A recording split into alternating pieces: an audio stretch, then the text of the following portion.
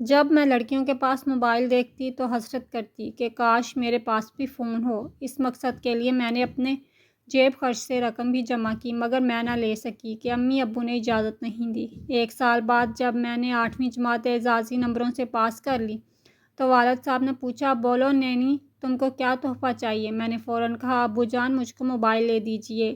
وہ ایک بارگی سوچ میں پڑ گئے، لیکن پھر میرے شوق کو دیکھتے ہوئے انہوں نے میری خواہش پوری کر دی اور مجھے موبائل لے کر دے دیا تاکہ میں اپنی سہیلیوں سے بات کر سکوں۔ بہت خوش تھی چونکہ ہر چیز میری من پسند تھی۔ اس تحفے کو پا کر گویا میں ہواؤں میں اڑ رہی تھی۔ انہی دنوں اسکول میں گرمیوں کی چھٹیاں ہو گئیں۔ تبھی ہم سب نے پھوپھی کے گھر جانے کا پروگرام بنایا۔ ہم پہلی بار جا رہے تھے کیونکہ اس سے پہلے ہمارا کوئی خاص آنا جانا نہیں تھا۔ امی ابو اور چھوٹی بہن کے ساتھ میں کراچی پہنچی۔ وہاں سارے عزیز بہت خوش ہو کر ملے۔ انہی میں عامر بھی تھا جو میرا سب سے خوبصورت اور خوش گفتار کزن تھا۔ ہم وہاں 2 ماہ رہے۔ اتنی اثناء میں میری اور عامر کی اچھی خاصی ذہنی ہم آہنگی ہو گئی۔ ہم گھنٹوں باتیں کرتے اور وہ روز ہم لوگوں کو اپنی گاڑی پر سیر کرانے لے جاتا۔ کلفٹن اور کئی پارکوں میں گئے۔ اس کے ساتھ گزارا ہوا وقت کسی قدر حسین تھا۔ ان لمحات کو میں بھی بھلا نہیں سکتی۔ جب ہم کراچی سے رخصت ہو رہے تھے وہ بہت اداس تھا، جیسے ہم اس سے بچھڑ جائیں گے، بے حد غم ہو۔ جب گاڑی چلنے لگی وہ کہنے لگا، آکاشا مجھ کو اپنا نمبر دے دو اور میرا نمبر لے لو تاکہ ہم ایک دوسرے سے بات کر سکیں۔ میں نے کہا ٹھیک ہے، تبھی اس کو نمبر دے دیا۔ مجھے کیا پتا تھا کہ وہ میرا نمبر کیوں مانگ رہا ہے۔ جب واپس اپنے شہر آ گئی تو یوں لگا جیسے دل خالی خالی ہے، جیسے کوئی بہت قیمتی چیز کراچی بھول آئی ہوں۔ یہ دراصل عامر کے ساتھ گزارے ہوئے دنوں کی یاد تھی جو مجھ کو چین نہیں لینے دے رہی تھی۔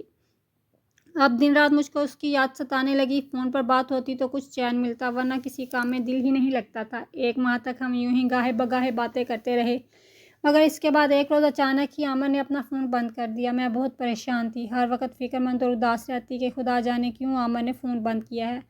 جب کہ ایک دن بات نہ ہوتی تو وہ شکوے کرنے لگتا تھا، خدا خیر کرے۔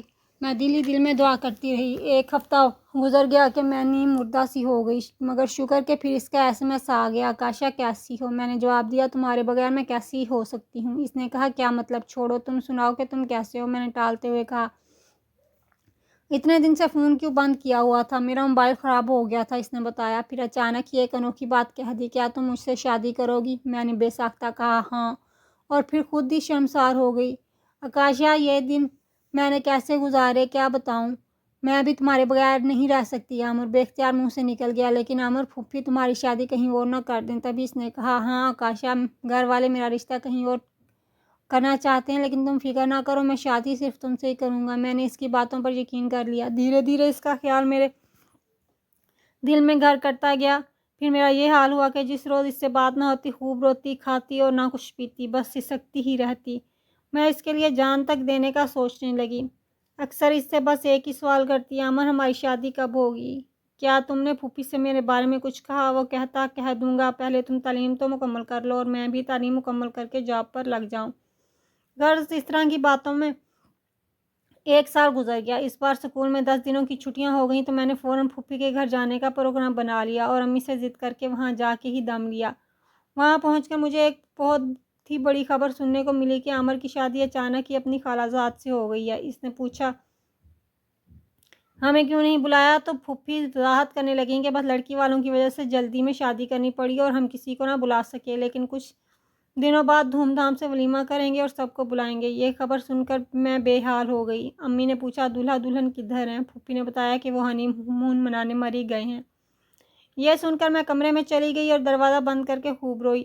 اگلے روز عامر اور صوبیہ آ گئے۔ میں نے موقع پا کر اس سے پوچھا، یہ تم نے میرے ساتھ کیا کیا؟ کہنے لگا، میں بے قصور ہوں آکاشا، کیونکہ 2 سال پہلے امی نے صوبیہ کو پسند کر لیا تھا۔ جب میں نے تمہارے لیے ان سے کہا تو وہ بہت ناراض ہوئیں، تبھی امی کی خوشی کی خاطر مجھے ان کا حکم بجا لانا پڑا۔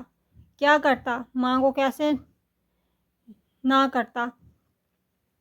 یہ عامر کی تعویلیں تھیں۔ رات کو تھوڑی دیر کے لیے وہ باہر چلا گیا تو میں صوبیہ کے پاس جا بیٹھی اور اس سے پوچھا کہ کیا آپ دونوں کی پسند کی شادی ہے؟ تبھی اس نے نخوت سے فرمایا، ہم 5 سالوں سے ایک دوسرے کو پسند کرتے ہیں اور ہماری منگنی کو بھی 3 برس ہو چکے ہیں۔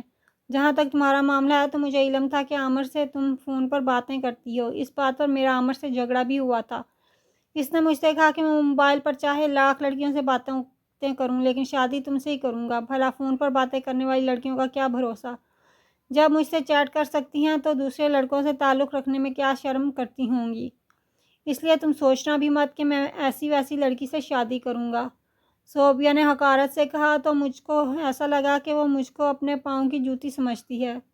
دل اور بھی خون ہوا۔ اس سے بات کر کے ناحق خود کو مزید اس کی نظروں میں گرایا کہ وہ تو اس کی دلہن تھی اور میں ایک سوالیہ نشان تھی۔ اس کی باتوں پر میں خجالت سے گڑ کی گئی تھی۔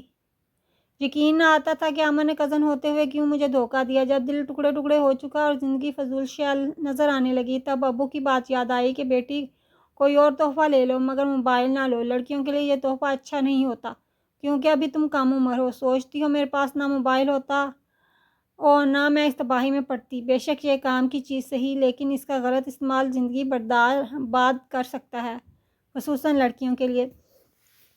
اس بار ہم 6 دن وہاں ٹھہرے تھے مگر یہ 6 دن میرے لیے 6 صدیوں کے برابر ہو گئے۔ اپنے محبوب کو اپنی آنکھوں کے سامنے اس کی دلہن کے ساتھ ہنستے بولتے دیکھنا کسی طرح بھی میرے لیے قیامت سے کم نہیں تھا۔ سوچتی تھی ناحق کراچی کا سفر کیا، پھوپھی کے گھر سے کیا ملا، دامن میں انگارے ہی بھر کر لائی۔ اپنے شہر واپس تو آ گئی مگر کسی پل چین نہیں آ رہا تھا۔ بار بار موبائل اٹھاتی تھی اور بغیر نمبر ملائے رکھ دیتی تھی۔ انگلیوں کو عمر کم نمبر ملانے کی عادت جو پڑ گئی تھی مگر اس بے وفا نے تو ایک بار بھی پلٹ کر فون نہ کیا کہ تم کیسی ہو اور کس حال میں ہو۔ جو کسی سے پیار نہیں کرتے وہ اس کا خیال بھی نہیں کرتے۔ وہ صوبیہ کے ساتھ اپنی نئی زندگی کے خوشیوں میں مگن تھا کیونکہ اس کی بیوی اس کی پسند بھی تھی۔ میرے ساتھ موبائل پر باتیں محض دل لگی تھیں۔ یہ نہیں سوچا کہ اس کی دل لگی کسی کی جان بھی لے سکتی ہے۔ جس شخص سے دھوکے کی توقع نہ تھی اس نے دھوکہ دے دیا۔ اب تو دوستی کے لفظ سے بھی مجھ کو خوف سا آنے لگا تھا۔ جبکہ دل کی ایسی کیفیت ہو تو انسان کو اس وقت سب سے زیادہ دوست کی ہی ضرورت ہوتی ہے۔ میں نے دوستی سے احتیاط برتی۔ پھر ایک دن ایک لڑکی سے دوستی ہو گئی جس کا نام بانو تھا۔ وہ ہمارے برابر والے مکان میں آ کر سکونت پذیر ہوئی تھی جو عرصے سے خالی پڑا تھا۔ پہلے یہ لوگ گاؤں میں رہا کرتے تھے مگر پنڈی آنا جانا رہتا تھا۔ بانو کے 3 بھائی تھے اور وہ ان کی اکلوتی بہن تھی۔ شروع میں وہ کم آتی جاتی، مجھ کو بہت دل گرفتہ پایا تو زیادہ آنے جانے لگی۔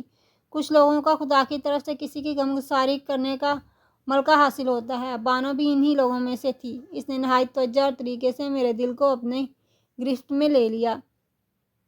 پھر ایک دن وہ اپنی ماں باپ کے ساتھ آئی اور اس کے ماں باپ نے میرے ماں باپ سے میرا رشتہ اپنے بیٹے کے لیے مانگ لیا۔ اس طرح میری شادی ہو گئی۔ میرا شوہر بہت اچھا نکلا اور اس نے مجھے بہت عزت دی۔ آج میرے 4 بچے ہیں اور ہم خوش و خرم زندگی گزار رہے ہیں۔